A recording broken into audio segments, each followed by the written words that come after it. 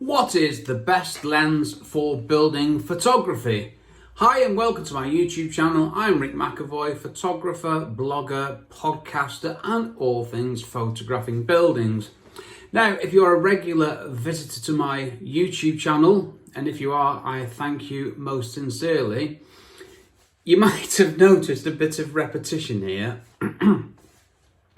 I was just finishing off writing the blog post and I rather randomly went to check some rankings, and for what is the best lens for building photography, I ranked 6 in Google, and I thought, that's strange, I haven't published the post yet, so went to see what's going on, and I've already written this post and I've already done a YouTube video, so I thought, well, what should I do? Should I delete it and do something else, or should I just crack on and just publish? And that's what I've decided to do. Now, I've never done this before, never been so incompetent, but I'm going to see what happens with 2 blog posts published with pretty much the same titles. Okay, so bear with if you don't want to go through this with me again. I completely understand that, but this is a better post. Right then, so the best lens for building photography will 1. Be wide enough to capture buildings and interior spaces. 2. Have excellent sharpness to capture all the details. 3. Be able to produce technically correct images with minimal errors. 4. Robust enough for what you're going to put it through. 5. Of a size and weight to suit your specific needs. Right then, that's all good stuff, and like I say, this one's much better than the last post, so bear with me. But no, I'm not going to say to you buy the Canon XYZ lens, I'm not going to say buy the Nikon XYZ lens, Sony, etc, etc, because I don't know what camera system you use, and I don't know which is the best lens for building photography that fits the Fuji camera, because I've never used one. All I tell you is what I know based on my own experiences and knowledge, okay? So I'm just giving you things to think about that will help you narrow down the choice. The important things, the things that matter, okay? Right then, so wide enough to capture buildings and interior spaces. You need a wide angle lens. For buildings, big things, you've got to fit them in. If you've got a standard lens, 50mm on a full frame camera, you're not going to get a big building in, you're going to have to go back a bit. And there are a couple of limitations on that. One is sometimes you can't go back far enough. And the second one is sometimes you can't go back far enough, so it just doesn't work.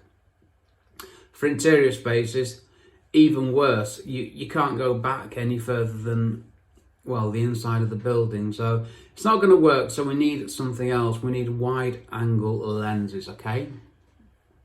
What focal length? Well, in the 15 to 40, well, 15 to 25 mil is the wide end of things on a full frame camera, like I say, which is what I use. So your narrowest, your widest focal length in the 15 to 25 mil. You don't want to be wider than 15, 16 mil, because you end up misrepresenting interior spaces, and you don't, well, if you want to do that, that's fine. You go get a 10mm, get a fisheye, knock yourself out, get something super wide. But if you're doing real estate or architectural photography, if you're doing client work, you got to reproduce spaces accurately and faithfully. So too wide and it just becomes deceiving, and the other thing is that the content of the room gets too far away, so it just doesn't work. So I've said 15 because there's a popular lens that starts at 16mm. Go on, I'll name it. The Canon 16 to 35. That's a great lens for real estate photography, architectural photography, construction photography, photographing buildings. That's a much better way of putting it, isn't it? I use a Canon 17 to 40 f4L zoom lens. There you go, got it straight out of the way. In the blog post, it's right at the end. And I take most of my photos at 17mm. It just works for me, and it's nice because I can zoom in just a little bit if I need to, which saves me cropping later. So the fundamental principle is get the composition right in camera. 15mm.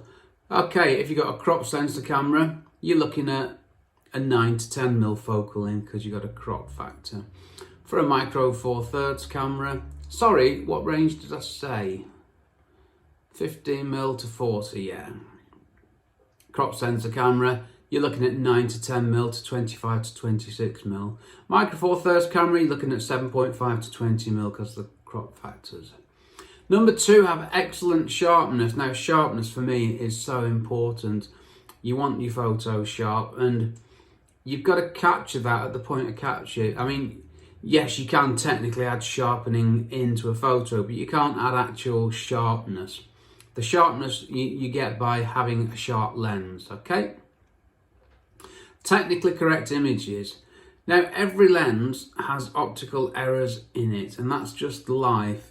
Just get over it. So what you need to know is what the errors are and which lens gives you the least errors, and that you can correct them in Lightroom to get back to the correct thing that you were looking at in the first place. I won't bore you with that here. Check out the blog post at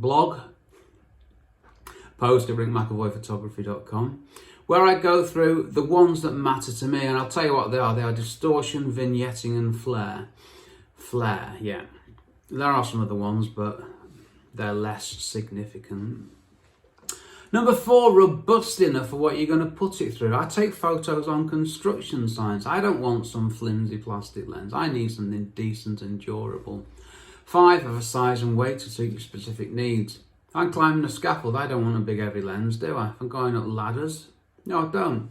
I want something lightweight that does the job. Okay, some other things which make this a much better post than the last one. Well, cost, that's an issue, but that relates to maximum aperture. The larger the maximum aperture, as in the smaller the number, and by way of an example, I say f4 is one aperture. Sorry, a camera lens with a maximum aperture f4. A camera with a maximum aperture of f2.8 has a larger maximum aperture than a camera with a maximum aperture of f4. I got there in the end. My lenses are all f4 because I'm photographing something that's still with my camera on a tripod, so I don't need a fast shutter speed. I don't need a fast lens. The larger the maximum aperture, the more light that gets in, the faster the lens is, but the bigger it is, the more expensive it is, and the more of that bulbous front lens element there is sticking out there, prone to getting damaged. So if you need it, fine. I don't, so it saves me weight and money. That was the post. Excuse the repetition. I hope this one was much better than the last. I'm pretty sure it was. Next week, I'm going to write a brand new blog post. I'm not going to write another post that I've already written and forgotten about, which it was a surprise. This never happened to me before, but let's see what happens. See if this one outranks the other one. I'm competing against myself now, which it can't be a good thing, can it? Okay, anything more I need to say? Yes, check out my Photography Explained podcast, which has its own website, photographyexplainedpodcast.com. Lots of good stuff on there, and a new podcast episode will be published tomorrow. Yes, I've recorded it, and it's good to go, and it's excellent if I do say so myself. Finally, please check out my website, rickmcavoyphotography.com, where you'll find all my blog posts, including this blog post about lenses for building photography and the other blog post about lenses for building photography. The more I think about it, the more surprised I am that I've made this fundamental error, but let's just use the material and see what happens. Okay, I am done. Thanks for watching. Hopefully I'll see you on the next video, which will be brand new content, I promise you. So thank you again. Stay safe. Cheers from me, Rick.